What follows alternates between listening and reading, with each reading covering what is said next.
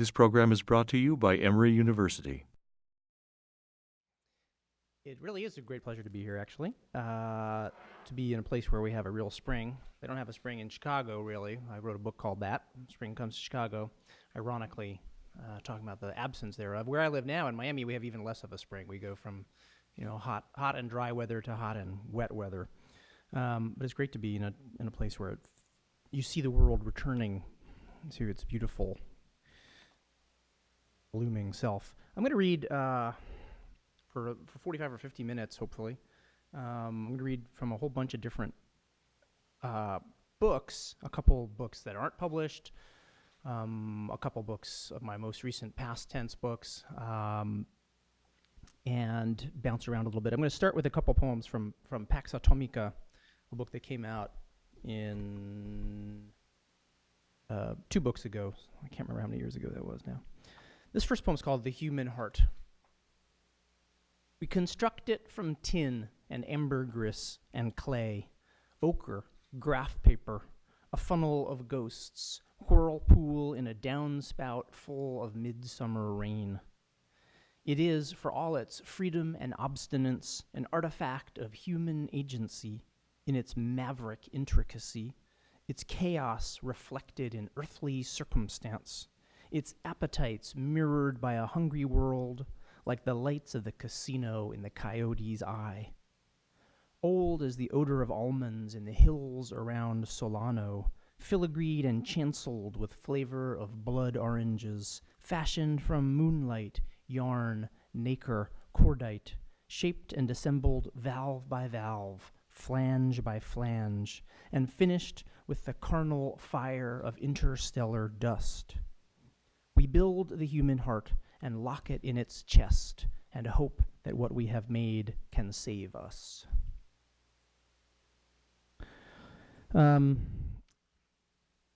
Kevin's, of course, one of my favorite poets. He's particularly my favorite poet in the regard that he's constantly writing about music, which is something that I like to do too.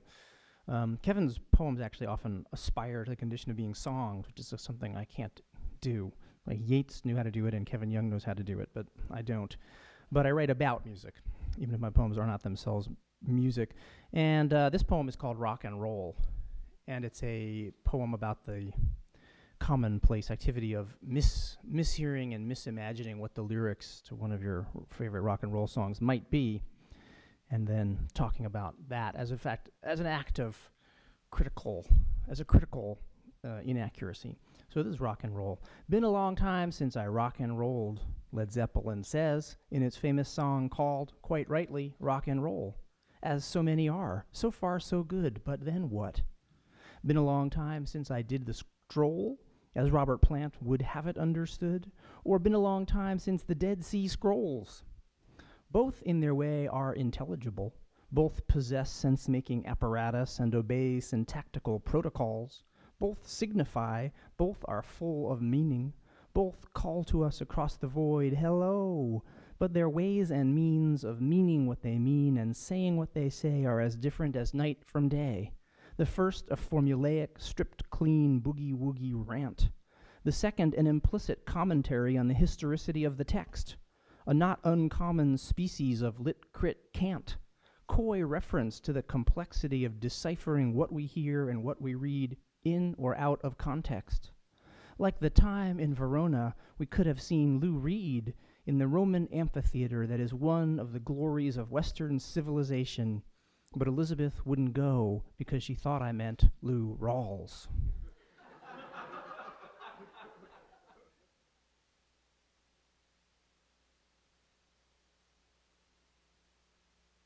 And this poem is called Woe. W-O-E, woe. And we were talking today about my first book's called Capitalism, and a number of poems in that book are numbered, capitalist poem number 5, capitalist poem or something else. And at a certain point, this poem was a capitalist poem. Later, this is capitalist poem number 40-something. But then my editor actually said he thought that the capitalist poem title was like dating myself, kind of. So I switched the title out. It's called Woe. Consider the human capacity for suffering, our insatiable appetite for woe. I do not say this lightly, but the sandwiches at Subway suck. Foaming lettuce, mayo like rancid bear grease, meat the color of a dead dog's tongue. Yet they are consumed by the millions and by the tens of millions. So much for the food. The rest I must pass over in silence. I'm going to switch to some poems from my latest book, 7 Notebooks. I do live in, I'm not planning to read a lot about Florida. I'm kind of been characterized recently as the Florida poetry guy, which is fair enough since I wrote a whole book about it and I live there, but I do want to read at least one very Florida-centric poem. This is a poem called Lincoln Road, and if you go to Miami Beach, I live in Miami Beach, if you go to Miami Beach as a visitor, you'll almost certainly go to Lincoln Road, which is the kind of hipster, boutique-filled, the Piazza Navona of, Florida. Lincoln Road. Browsing before dinner at Books and Books, checking out the new poems in the new journals, the vast glass panes thrust against by shoppers and gawkers on Lincoln Road emit a particular cautionary hum as they insist upon delimiting inside from out, tongued and grimed by the fingerless gloves of the homeless, bodies gesturing and melding back into the pyroclastic flow, someone considering black lingerie next door, bedside lamps of Italian design, something sleek to refresh the kitchen, honey, a silver pasta fork, tattooed dance clubbers and waitresses slaloming trays through the crowd, a woman selling jewelry knit from optical fibers, lurid as stationary fireworks, pages of a Carioca newspaper turning, foil off a champagne bottle golden against the tile, pink straws, the splash of modest fountains in common space, a baby in green hip harness staring back at me goggle-eyed, recording it all, like the tourists with digital camcorders, pre-editing their memories, and the ringing of cell phones broadcasting a panegyric of need, with whichever hooks and trembles we have chosen in the darkness to answer. Strange control panel that keeps falling over on me. I think I've resolved the problem. This is a poem called Ode to Bureaucrats. There's a number of odes. Kevin and I also both write a lot of odes. And this poem, I always tell the following story about, I work at a state university in Florida, which is actually worse than working at Emory, because it's the intersection, university bureaucracy, Byzantine kinds of organizations, but state bureaucracies are actually worse. So if you work at a state university, it's the intersection of two kind of horrific Byzantine bureaucracies. And I remember when I first went to work at the state university there, was the first time I'd ever really had like an office and like stuff, like a desk and things. And I had all these office supplies, which was, I don't know, it was just a novelty to me. But one thing I didn't have was a pair of scissors. And I don't know why I thought I needed scissors. It was another question. What was I going to do with scissors? I don't know. But I said, well, I don't have any scissors to the administration. He said, well, we'll just get them. We can order them. They're going to come. It was like a miraculous procurement kind of situation. I said, all right, let's order up the scissors. So eventually the scissors came, and it was weird because they were technically scissors. You couldn't deny they were scissors, but they were a kind of parody of scissors. They really basically didn't work, and they were kind of two pieces of metal kind of fastened together, and they were stamped like made in China, and they clearly cost like a nickel. Whatever the state of Florida, the cheapest vendor could get. So I remember, and I started writing a poem about these scissors called Bad Scissors. And then I totally forgot about it and put it aside and never finished it. And then 5 years later, or even more, I was writing a poem about bureaucracy. It just came to me to write about that. And right in the middle of the poem about bureaucrats, the scissors came back in my imagination. So the whole poem kind of takes this U-turn and goes to those scissors, and that's why. It's called Ode to Bureaucrats, and it has a quote from Pablo Neruda's Ode to Things, in which he says, I cherish tongs and scissors. Ode to Bureaucrats. Practitioners of oblivion, signatories of arcane regret, without whose seal we may not enter into paradise appropriately entailed. Fated duty, the onus of their diligence, the layers of it, sanctified and sacrificial, room of pallid eyeballs immured in fluorescent cubicles, municipal camouflage of coffee rings and uniform collars, vestibules of onion skin, reams and sheets and terminals, inkless stick pens chained to gouged linoleum as if to strike blood from a twig, their codes and initials and number 2 bubbles, verification and secondary verification, their official contrition, their sorrow, for there is nothing to be done. The renewal date has passed. The balance is insufficient. The identification numbers do not match. The procedure is not covered. The check is in the mail. The scissors you ordered have arrived in your office, and they are blunt and monstrous as the bill of a stork gone mad in mating season. Scissors an irascible child might have fashioned from humble elements as a plaything. Hinged flanges forged from metal too weak to whet or hone, bloodied by thumbs razored on ragged iron finger rings. Low-bid scissors procured by central purchasing. Scissors only the immortal chairman could love. Cheap scissors, bad scissors, apocalyptic scissors. These are your scissors, Mr. McGrath. Sign here, please, front and back in triplicate. I am an old friend of Elizabeth Alexander's. I mean, very old friend. Since we were like 12 years old, we were writing poems together, in fact, in those English classes. But I'm also have been a friend of Liang Li for a long time, so you guys have a really nice lineup coming this spring. And so I want to read a poem that's about, this poem's called Dim Sum, and it's very much a recording of dim sum. I lived in Chicago a lot of times, and Lee Young's always lived in Chicago. And the last time I lived there, about 5 or 6 years ago, when I taught at University of Chicago for a term, I used to go have dim sum with Lee Young once a week, or if we could manage it. This is a kind of a recording of one of those events. Because Lee Young lives in his own whole kind of cosmic system. And it's a very, very profound and cool place, but it's kind of his own private terrain. So, if language is a circulatory system of symbols, what are images but wounds where the blood coagulates as the world's infection rushes in? If consciousness is the subject of the lyric poem, beads of a golden abacus calculating a path through time, how do you stop the train without derailing it? If the self is a type of infinite regression, are not our attempts to escape it, however ingenious, doomed to fail? Why prefer the cloth of chance to the garment of identity? Why pay obeisance to the tyranny of the random?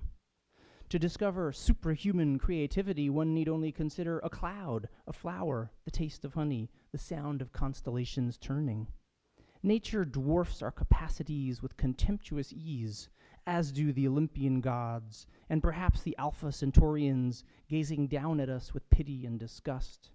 But if you were to offer me the fruit of their radiant and perfected art, I would say, so what? Of course it is sublime. Of course it is ineffable. Of course they're better than us, bathed as they are in rays of harmonic contentment. Of course we embody oppressive ideologies. Of course we are flawed. That such confused, furless, greedy, God-haunted, fear-driven, blood-frenzied animals dare to risk the task of creation is itself the justification of the act. Now, what were those dishes Lee Young ordered? Chicken feet, tripe, whole baby octopus in curry sauce. Delicious. And for dessert, little cubes of gelatin flavored like coconut, dry and woody, and like mango, syrupy and floral, doused in condensed milk. We drink 5 or 6 pots of tea and hover perhaps 2 feet above the floor, watching the voices of the patrons floating around us in the form of Chinese ideograms, the way Bugs Bunny sees cartoon birds and musical notes when struck on the head with a mallet. I want to read one other poem from this book right now, and it's called Storm Valediction. I was talking about this poem with Kevin, and that's why I want to read it. It's an elegiac poem. Storm Valediction. That sound is the thrashing of paper lanterns against the eaves. Vessels frail as bodies, lit with incandescent blood. What else but that to survive the storm? What else could there be to hold back the darkening rain of the city? Empathy like an opal, sorrow like a shriveled raisin in the dust beneath the stove, but still a raisin. pockets of odd coins, lint to speak for transients, and the rusted metal of fallen leaves. Paper cups with pastel scrimshaw elephants or diamonds. Whatever yoke the dawn subscribes for our delectation, whatever throne the night sees fit to claim from the angels. Difficult, difficult, all of it, any of it, schoolgirls, vendors of sunglasses, businessmen trembling their woes toward destiny and sleep, to feel it or perish in the wicks of unlit candles, to begin again within the inked shells of Easter eggs. Steam is rising from grates. A child pedals a bicycle through the alleyway of ghosts unafraid. Purity, the maw of it, blackbirds and kestrels against a sky the color of antique mahjong tiles, color of aspirin dissolving in seawater as the sun bursts its amnion of tattered clouds like the raw carcass of the heart revealed. That sound is the ticking of paper lanterns in the storm, just that. It is hard in the radiance of this world to live, but we live. I wanted to read a series of 3 poems that, if there is such a thing as a McGrathian poem, these are they. They also reveal the fact that the more we practice, we still keep standing in the same place. I was talking today that my very first poems, like the capitalist poem number 5 that we were reading, in a way are the same as the Bob Hope poem, or in a way is the same the poems I'm writing today. I mean, we hopefully advance our art and keep getting better and learning new craft and pushing into new territory, but certain obsessions or tendencies kind of stick with us. So since the class, Kevin's class, was reading Spring Comes to Chicago, I wanted to read a poem from Spring Comes to Chicago. And of course, most of this book is a book-length poem about Bob Hope, so I'm not going to read that. It doesn't seem as urgent or relevant as it once did, Bob Hope. I'm not sure how that happened. I am going to read the first poem in the book. It's called The Golden Angel Pancake House. It's a poem about joy, and joy is one of my favorite poetic emotions. I think we have so much poetry of despair. You know, this is a poem of joy. The Golden Angel Pancake House. Or coming out of Bento on a wild midwinter midnight, or later, closing time, Ron says, the last rack of pool balls ratcheted down until dawn, bottles corked and watered, lights out, going out the door beneath the L tracks over Clark and Sheffield, always a train showing up just then, loud, sure as hell, showering sparks upon the snowfall, shaking slightly the lights and trestles, us in our fellowship, shouting and scurrying like the more sprightly selves we once inhabited behind parked cars and street signs, thinking, hey, should we toss some snowballs? Bullseye, the beauty of fresh snow in the hands, like rubbing tree bark to catch that contact high direct from the inexplicable source, unique however often repeated, carried along on woolen thumbs to the next absolutely necessary thing, slow gin fizzes to green mill jazz, or the horror of Jägermeister at the Ginger Man, or one of those German bars up around Irving Park where a sup of the Weiss beer on tap is enough to convince me to forswear my stake in any vision of the afterlife you might care to construct.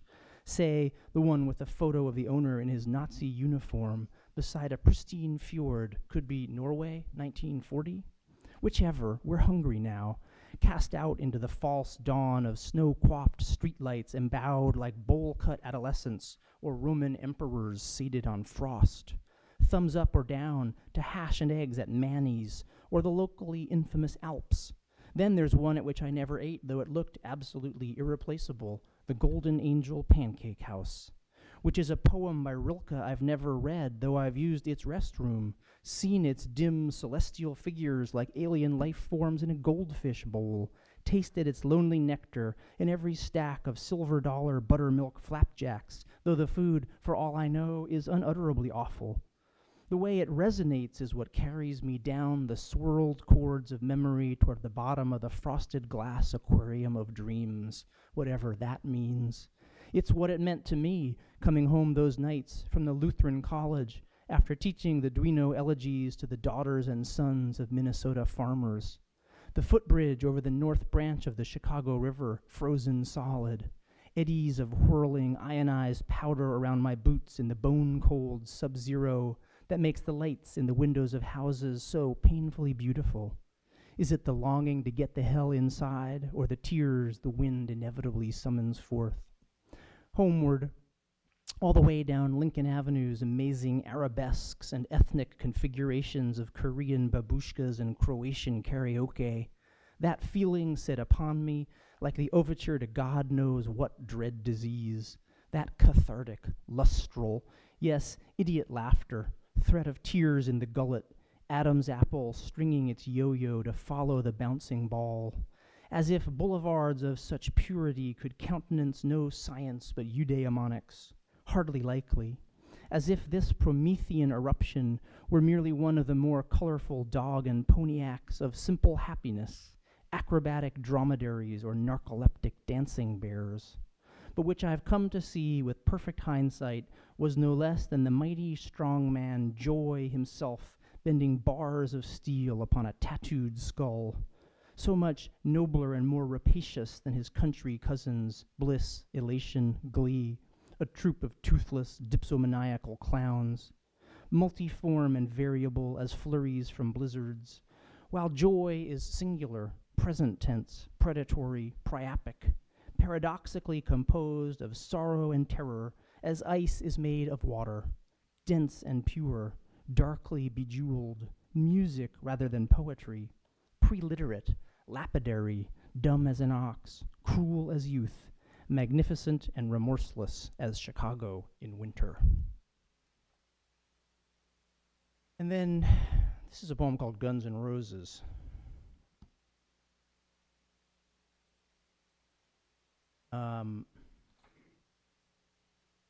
Poem that's different, but kind of, I think, has the same sensibility in some senses.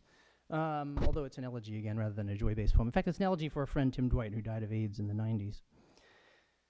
And I think is otherwise explicable, although it touches on a whole lot of 90s kind of American cultural iconography, much of which has kind of disappeared into the mists of time, I guess. But that's kind of the point of the poem. The eternality, the eternal evanescence of American culture. So it's just called Guns N' Roses. Not a mea culpa, not an apology, but an admission. There are 3 minutes in the middle of Sweet Child O' Mine that still, for all the chopped cotton of the passing years, for all the muddled victories and defeats of a lifetime, for all the grief and madness and idiocy of our days, slay me, just slay me. They sound like how it felt to be alive at that instant, how it was to walk the streets of Manhattan in that era of caviar and kill-hungry feedback. The Big Apple so candy-coated with moral slush and easy money, even the corporate heavyweights could fashion no defense against decay. All the homeless encamped over cold coffee at Dunkin' Donuts on Upper Broadway. Even McDonald's become a refugee camp for victims of the unacknowledged war fought beneath the giddy banners of corporatization as the decade spun down its drain of self-delusion. Where do we go? Where do we go? Where do we go now? What a glorious passage, a shimmering bridge embodying everything rock and roll aspires to be, heroic and violent and joyous and juvenile and throbbing with self-importance and percolating with melodrama and thrilled and scared by its own anthemic power, by the kid on a scooter freedom and the hill a lot steeper than it seemed at first glance, what the hell, rust never sleeps, live and let die, etc., etc. And whenever I hear that song become now a classic of the genre, even as it suffuses me with nostalgia for those days of malt liquor and barbecue chips, it gives me cause to think of Axl Rose in his purgatory, self-assembled from paranoia and Malibu chaparral. Wrestling exotic demons, kickboxing with Jesus, binding and gagging his women with duct tape in the closet. Much the way the heavy metal mentality of those times seized and militarized his music. Sonic warriors blasting Paradise City at the Panamanian dictator. Welcome to the jungle for the Waco cultists. Slash and Axl circling the globe, leveling ancient civilizations with power chords and teenage emotions, from the halls of Mentholyptus to the shores of MTV. And if Axel appears almost Nixonian in his anguish, at least he's not Kurt Cobain, forsaken and baby-faced as J. Michael Pollard in the episode of Lost in Space where Penny goes through the mirror to a realm of demoniacal toys, and that metaphysical bear monster, cousin to the troglodytes that chased Raquel Welch up the cavern tree in 1 million years BC. Death in its many B-movie guises, so much gaudier than the killers that walk the streets among us, the needle and the dollar, the gun and the rose. And the last time we saw Tim at Bruce's place in the Hollywood Hills, he recalled the first time we'd all hung out together in New York, Halloween 1985. Provincial immigrants tossing back bourbon and tequila, Tim holding a bundle of ecstasy for some dealer, a drug I'd never even heard of, which instead of trying to market, he handed around with cavalier generosity. Packets of powder doused in the tall cans of Colt 45 we drank as we walked the streets of the village amidst the disintegrating drifts and dregs of the parade, and finally a midnight show at the Ritz, some LA bands the girls adored, done up in blacklight fluorescence, dancing and stage diving, jubilant and hallucinatory, getting home somehow on a subway serviced by orange-vested trolls, before waking to cold sweat and hangover candy and a day of recuperation and the desire to do it all again. Because there was plenty of time we knew, or thought we knew, or were simply too stupid not to know we didn't know at all, time to waste or kill before the crashes and commitments that would doom or save or cast us back into the tide pools of the westering continent. Tim was still laughing, hauntingly frail, but what I thought, looking out across the canyon, was how badly Los Angeles had aged, wanton and careworn, like a faded child star sickled with cosmetic surgery scars, still dreaming of a comeback, still scheming and groveling, as if to prove that nothing really dies in America, but is merely removed from the shelves for repackaging, coming back crisper and crunchier, cholesterol-free, as even Axl Rose is coming back with Tommy Stinson on bass and a sideman wearing a KFC bucket like a Spartan helmet. And I wish that I could lay the blame for Axl's fucked up life on the feral orphanhood of the Pax Atomica, the alienation of lives begun with no expectation of completion. It would be simpler that way for all of us. But the world did not end in a vortex of toxic fire. The flying fortresses have returned from the stratosphere, and the missiles endure their nightmares mutely in dark silos, and we have no excuse but the arrogance of power for our narcissism, and no solace but the merciless amplitude of our din. And that was it. The moment had passed. Another gem or tear for the cut glass diadem of passing years. Someone cranked the music up. Someone made a toast to the pool lights and glitter.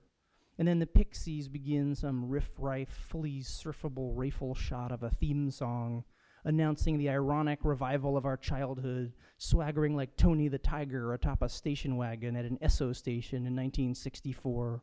Tony the Tiger back from the dead, eldritch and transcendent, rise the immortals, rise to grasp the silver handles of the casket in procession before us, Ultraman and Astro Boy and Mr. Clean and the Man from Glad, and Josie and the Pussycats on the Rose Bowl float with their God Bless America batons a twirl, and then, cue the horns, take it down, break it all apart, and start from nothing to garb our nakedness with sheets of beaten gold. Cozen us with grieving blossoms, anoint us with honey in the dry riverbed, and tell me, O great devourer, O master of thorns and ashes, where do we go now?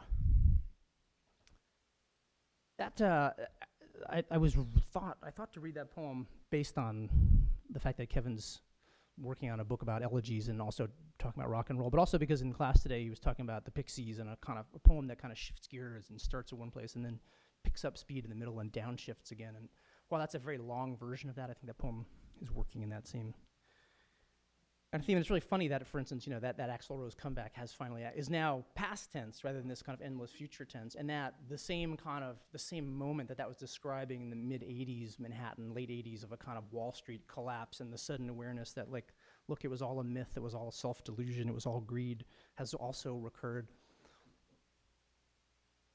So I want to read for the third poem in this kind of sequence. I want to read a brand new poem. It is Yet Again. treading the same well-worn ground.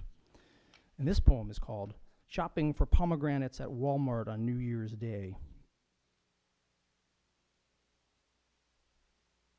Beneath a 10-foot-tall apparition of Frosty the Snowman, with his corncob pipe and jovial, over-eager, button-black eyes, holding, in my palm, the leathery, wine-colored purse of a pomegranate, I realize yet again that America is a country about which I understand everything and nothing at all. That this is life, this ungovernable air, in which the trees rearrange their branches, season after season, never certain which configuration will bear the optimal yield of sunlight and water, the enabling balm of nutrients. That so too do Walmart's ferocious sales managers relentlessly analyze their end cap placement, product mix, and shopper demographics.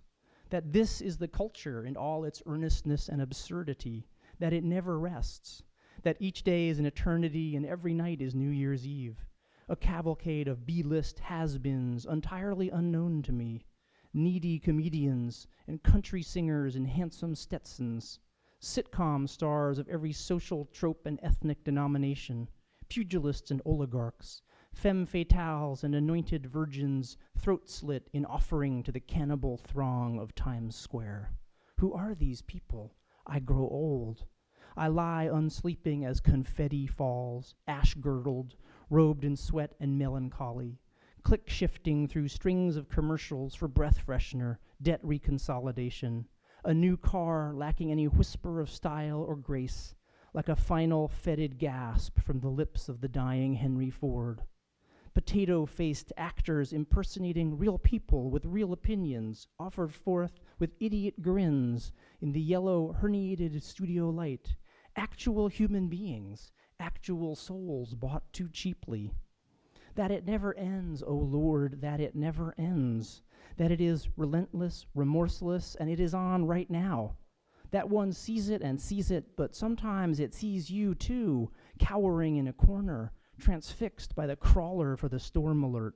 Home videos of faces left dazed by the twister, the car bomb, the war always beginning or already begun.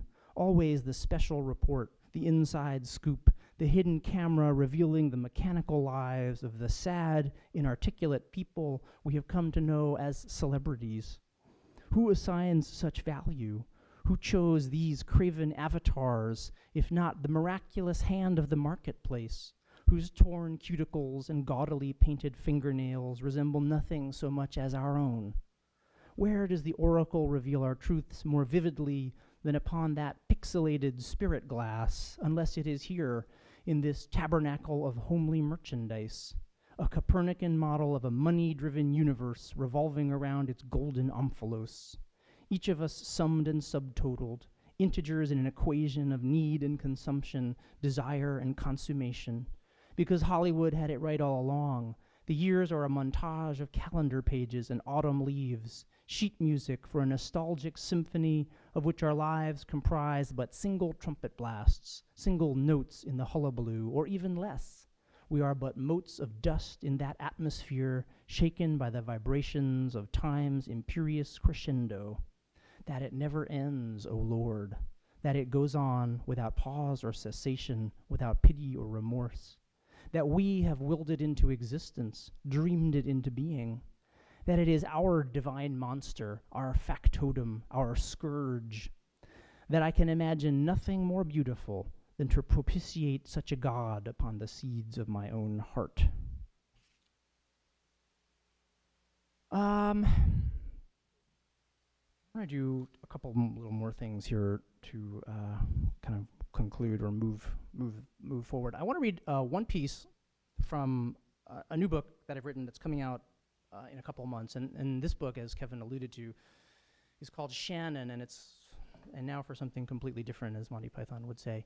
It's a book written. It's a book-length narrative poem written in the voice of a 18-year-old Kentucky frontiersman who was on the Lewis and Clark expedition, whose name was George Shannon. And for 16 days, George Shannon got lost when the Lewis and Clark were heading up the Missouri River in what's now Nebraska and South Dakota, and he wandered alone on the prairie when it was kind of like an American Serengeti, just a endless grasslands of buffalo herds and elk and antelope. And he wandered all alone for those 16 days, and through an ironic set of twists, he ended up surviving and getting recaptured by the guys. Recaptured by the expedition, that is. But he thought he was going to die, and he thought it was kind of the end, and he had this experience there. So I just imagined those 16 days in George Shannon's life and wrote them up. I don't know why. Why do you do such a thing? I mean, as Kevin said, that the novel, novels are whatever, a carnivorous literary form. But of course, novels stole all that stuff from poetry to begin with. As I always say, poetry's herds are much diminished. It was once all ours, and then first they invented the written language, and that stole some of the thunder the poetry already had. Then they invented other literary forms, each of which continue to carve out chunks of what had been poetry's domain. And now, poetry has allowed itself to be fenced into this kind of tiny corner of the pasture. So this is, while entirely a poem, does something that I think, you probably have been much more sensible to have done as a novel, but I don't believe in the novel. So that's not. I do believe. Not only do I believe in the novel, I love novels, but I want to. I don't believe in writing the novel. Is really what it comes down to. Right. So this is day, and this book's just set up in 15 sections. It's the days he wandered. Okay. So this is just day number 6 in Shannon's life, and he's been wandering for 4 or 5 days. He's pretty hungry. He's starting to get a little kind of loopy and dreamy in his thinking. This morning climbed a large round hillock set back some half-mile or so from the river bluffs, wishing to rise above and scout the country for sign of the expedition ahead, and possibly to recognize once and for all the location of these great rocky mountains long promised. Some days ago at the village of the Maha, we made shift along with Captain Lewis to climb another such hill, atop which the burial mound of their great chieftain, Blackbird, interred upright upon his horse. There we did tie our flag as tribute and sign of friendship to that nation. They are much reduced by the smallpox, the Maha, and set upon in said weakness by their fellows. Worse luck that Captain Lewis did intend to inoculate these Indians against it, only to find the vaccine spoiled in transit. President Jefferson is much concerned with the pox and would vanquish it. Nonetheless, the captains did honor to their chieftains and big men with such articles as breechcloths, tobacco, flags, etc. Being somewhat short in trade goods, certain certificates from President Jefferson, recognizing their friendship with the United States, made little impression upon them. One chief of the Ottos, by name Big Horse, turned back his certificate as useless, angering the captains. This Big Horse, arriving buck naked to the parley to demonstrate his poverty, no wonder he might wish some more useful article, yet he did set us howling. It were the smallpox killed Blackbird, along with many others. No more than 300 of their people remain. From Blackbird's mound we could see nothing but plains across vast distances, and grass and sky and the river shining silver. Same silver, same river my distraction from hunger, and hundreds of brown martins flitting in the sunshine after insects. This mound attracts them as files to a magnet. Many grasshoppers, much fiercer armored than back east. It is said the Indians eat them, and I might yet. Only with berries in the bottomlands, plentiful hereabouts, have I purchased peace with my stomach, as raspberries, damsonberries, serviceberries, blue currants, gooseberries, huckleberries, and whortleberries, plus which the small plums are pawpaws, sweet and fine if ripe. More like a truce than a proper peace, temporary suspension of hostile acts. High, craggy bluffs, betimes I detour along the very edge of them, eager for their vista, despite the river twists and turns so. Where, oh where have the captains got to?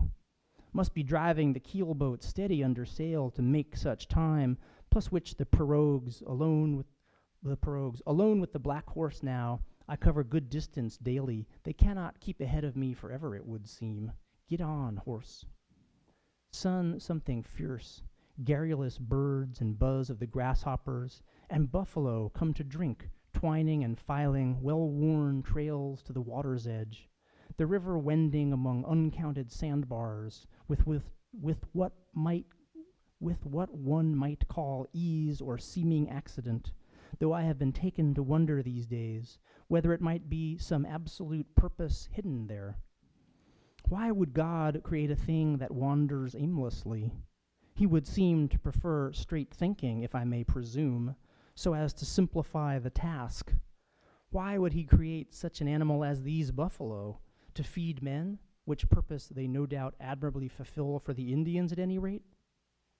So many buffalo aggregated together, small herds and large, a single vantage comprising many thousands, and here some lumbering up the bank like oxen, others on a hill away south lowing and mooning, some ponderous bulls in rut charging and roaring, the ground shaking as with thunder, when one group rushes suddenly past my vantage only to merge into the larger band on the other side, like river waters backing and swirling, sheaves of fur and hair caught up in nettles, the dust of hooves and those rolling and lying in it, and their heaps of turds steaming everywhere, and those dried out the Indians use for kindling, and some calves sporting or frisking like lambs, many bones in the long grass, horns and bleached skulls, skittish packs of prairie wolves keeping watch, various antelope, deer, and elk in company.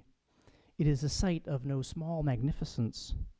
These grasses, their equal abundance in the wind, betimes I find myself floating among them, flowing with the clouds across the hills and herds and within the grasses, from the Hawk's Height to the Dust Valley at the Ant's Eye, there, great Missouri, a stream I might piss out if not so damned parched. Must make shift to the river to fill my skins before night fail. These grasses are like a skin to the earth, or a quilt or blanket. No, it could only be God that had knitted such a thing, and he don't need it to keep off the chill, and such is not considered man's work. Being a man, I might imagine God would need a woman for quilting, mending, and plenty besides. I do believe I have tread unintended into the fields of blasphemy. Who then has put such thoughts into my head, if not God himself? Surely not the devil. I do not believe that rascal entwined in this billowing tapestry, with nothing for him to grasp upon but clouds and wind, or hide behind and rear up from, not even the yucca gloriosa, a difficult plant but not evil intended. Is this also blasphemous? I believe Parson Macready would say so, but he is often off the beam, and a poor judge of workmen, and cheap besides. If my thoughts arise direct from this landscape, how other than God-ordained could they be? For it is all of a piece. Who made the grass, made also wind, dust, thorn, the grasshoppers, shadow and light. A dove I wish would set upon that stump to wring its neck and eat it raw. My hunger grows powerful. This much for certain. If God did create the buffalo, he made one great, strange, daft animal. That's George Shannon. I wanted to read 3 more poems in conclusion. Am I good? Am I roughly in the right time? I think I'm in the ballpark. I managed to daze and confuse myself here slightly on my timing. I think we're going to be good. I want to read 3 new poems that come from 3 different places, 3 different sets of work. Maybe I'll read 4 new poems. Does anybody know how long I've been reading? I'm good. I'm going to read 4 new poems. This first one is called The New Software. This is another poem that comes out of working for a large bureaucracy, by the way. Folks, the new software is here, and it is fantastic. What a delight to use, and a terrific enhancement to productivity all the way around the bases. Purchasing has hit a home run with this product. Folks, to get started, you'll find schematics online if you know the input codes for those, or else some nifty full-color manuals to peruse. I should say there will be when the manuals arrive. Folks, the manuals are very, technical. Good idea to sign up for some training classes with a tech guy in the computer lab. They are working to fix the AC out there pronto. Folks, it is not an intuitive system, the new software. Folks, it is not a system, but a virtual environment. We will work in it and live in it like bees in a hive, like a snail in its shell, without the slime, which is great, but also without the honey. Ending on the word honey, I'm going to read the poem called Books, that is actually the poem that has never been read before anywhere. Neither has the new software, by the way. And this is the poem Books that was made into the really beautiful broadside that's available out there, which I just think is so nice. I think it's a great aspect of this reading series to produce an artifact like that. I mean, testifies to the fact that the archive is so rich, first of all, in poetic artifacts. So this poem is called Books. Books live in the mind like honey inside a beehive, that ambrosial archive, each volume sealed in craft-made paper, nutritive cells, stamen fragrant, snug as apothecary jars. Like fossilized trilobites or skulls in a torchlit catacomb beneath an ancient city, Byzantium or Ecbatana, or Paris at the end of April, when vendors set their folding tables filled with lily of the valley beside every metro entrance, and the women coming home from work or market, scented already with the fugitive perfume of muguets, carry handheld bouquets like pale tapers through the radiant, rain-washed streets at sunset. And then it is night, half the world ruled by dreams from which arise narrative forms, riddles, fables, myths, as mist lifts from mountain valleys in autumn, as steam belches from fumaroles in benthic trenches, to whose sulfuric cones strange life forms cling, chrome-green crabs and eyeless shrimp, soft-legged starfish, sung to sleep by that curious cousin of the hippopotamus, the whale, who, having first evolved from ocean to land in the ever-eventful Cretaceous, thought better of it, returning after millions of years to scholarly contemplation in the mesomorphic metaphysical library of the sea.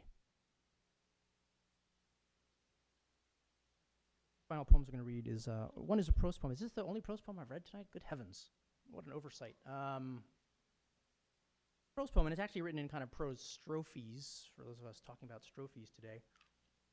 Strophe is kind of, if the unit of thought and organization in prose is the paragraph, and in poetry it's the line, well, there's this obvious kind of visual gap there because the paragraph is kind of fairly large and the line is quite small. There must be something in between those two. It's like the land of the lost.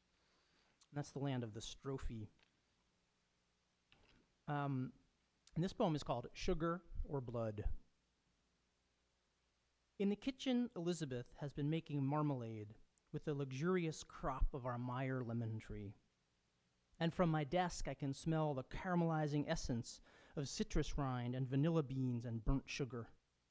And I can hear the piano concerto by Mozart she is listening to, which sounds like a crystal pavilion constructed from lemon-tinted panes of sugar glass. And the Zairian music I'm listening to is like a tessellated and betasseled Ottoman tapestry thrown upon the floor of a nomad's tent. And the sands of the Sahara continue their migration into the time-worn grasslands of the Sahel, and the Virunga volcanoes comprise a foggy heaven to the last families of mountain gorillas awaking to another mist-shrouded dawn. Shy, Herculean versions of ourselves, brothers from a simpler dream, luminous and transient as meteors. There will come no more into this world when we have killed the last of them.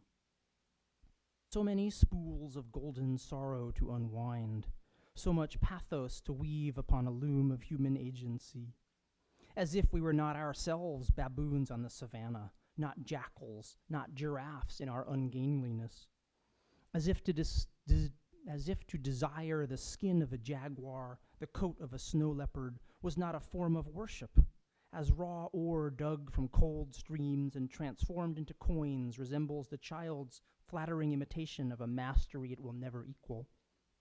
Who would not be a great cat in the Amazon or the Hindu Kush? Even the greenish pelt of a river monkey, its iridescent aura, even our unlovely too-human skin shimmers with the weird atomic eclipse light of life. talking to myself like this, in a blazon and an emblem, I realize I have never said plainly most of what I truly believe. I have been artful and evasive. I have misstated my deepest fears. I have shied from difficulty. I have papered over the soul sickness of so much in these times. I have not borne full witness to the suffering in the streets of the cities I love. I have not walked a picket line against the tyranny of greed. I have been cautious and recalcitrant even on behalf of art. I have not praised the movies in tones equal to the rapture I have known there. I cannot remember King Lear. I did not finish Ulysses or even start on Proust. Even now I seek diversion in the candy necklace of delight. Even now I refuse to commit.